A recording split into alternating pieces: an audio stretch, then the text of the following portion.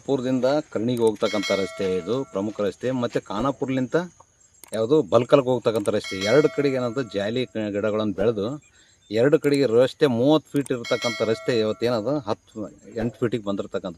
ಇಲ್ಲಿ ಯಾರು ರೈತರು ಇವತ್ತೇನದು ಎತ್ತಿನ ಬಂಡಿ ಒಯ್ದರೆ ಹುಲ್ಲುಗಿಲ್ಲ ಏನೋ ತಂದರೆ ಮತ್ತೆ ಏನದ ಟ್ಯಾಕ್ಟ್ರ್ ಬಂದ್ರೆ ಒಂದು ಎತ್ತಿನ ಬಂಡಿ ಹೋದ್ರೆ ಇನ್ನೊಂದು ಎತ್ತಿನ ಬಂಡಿ ಹೋಗಲ್ಲ, ಅಷ್ಟು ಜಾಲಿ ಬೆಳೆದು ತಕ್ಷಣ ಇದನ್ನ ಏನದ ಜಾಲಿ ಕಂಟಿಗಳನ್ನು ತೆರವುಗೊಳಿಸಿ ಮತ್ತು ಈ ರಸ್ತೆ ಕೂಡ ಮಳೆಗೆ ಏನದು ಹಾಳಾಕಿಸಿ ಡಾಂಬರ್ ಹಾಳಾಗಿ ಕಂಕರ್ ತೇಲವು ತಕ್ಷಣ ಡಾಂಬರೀಕರಣ ಮಾಡಬೇಕು. ಈ ಭಾಗದಾಗಿರ್ತಕ್ಕಂಥ ರೈತರಿಗೆಲ್ಲ ಸರಿಯಾಗ್ತಕ್ಕಂಥ ಕೆಲಸ ಮಾಡಿ ಈ ಟೈಪ್ ಇರೋದ್ರಲ್ಲಿಂತ ಏನದ ಈ ಕಡೆ ಈ ಊರಿಗೆ ಬರ್ತಕ್ಕಂಥ ಶಾಲಾ ಕಾಲೇಜು ಮಕ್ಕಳು ಸಮಯಕ್ಕೆ ಸರಿಯಾಗಿ ಬಸ್ ಬರ್ತಕ್ಕಂಥ ಬಸ್ಸನ್ನೇ ರದ್ದುಗೊಳಿಸ್ಯಾರ. ಯಾಕಂದ್ರೆ ಇಲ್ಲಿ ಹೋಗ್ಲಿಕ್ಕೆ ಜಾಗಿಲ್ಲ. ಒಂದು ಯಾವುದನ್ನ ಎತ್ತಿನ ಬಂಡಿ ಬಂತು ರೈತನ ಬಂತಂದ್ರೆ ಬಸ್ ಹೋಗಲ್ಲ, ಅವು ರಿವರ್ಸ್ ತೊಗೊಳಕ್ಕೂ ಜಾಗಿಲ್ಲ. ಹಂಗಾಗಿ ಕೇಸ್ ಏನದ ಇಲ್ಲಿ ರಸ್ತೆನೇ ಆಗ್ಬೇಕು. ಎರಡು ಕಡೆಗೆ ಬದಿಯಲ್ಲಿ ಜಂಗಲ್ ಕಟಿಂಗ್ ಮಾಡಿ ಕೇಸಿ ಶುದ್ಧ ರಸ್ತೆ ಮಾಡಿ ಸಾರ್ವಜನಿಕರ ಅನುಕೂಲ ಮಾಡಿಕೊಡ್ಬೇಕು. ಸಂಬಂಧಪಟ್ಟ ಅಧಿಕಾರಿಗಳು ತಕ್ಷಣ ಸ್ಥಳಕ್ಕೆ ಬಂದು ಕ್ರಮ ಕೈಗೊಳ್ಬೇಕಂತಕ್ಕಂಥದ್ದು ನನ್ನ ಮನವಿ.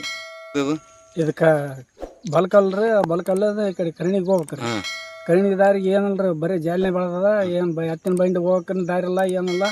ಎಲ್ಲ ರಸ್ತೆ ಮುಚ್ಚಿಬಿಟ್ಟದ. ಗಾಡಿ ಬರ್ಲಕ್ಕ ಅನುಕೂಲ, ಏನು ಅನುಕೂಲ ಇಲ್ಲ.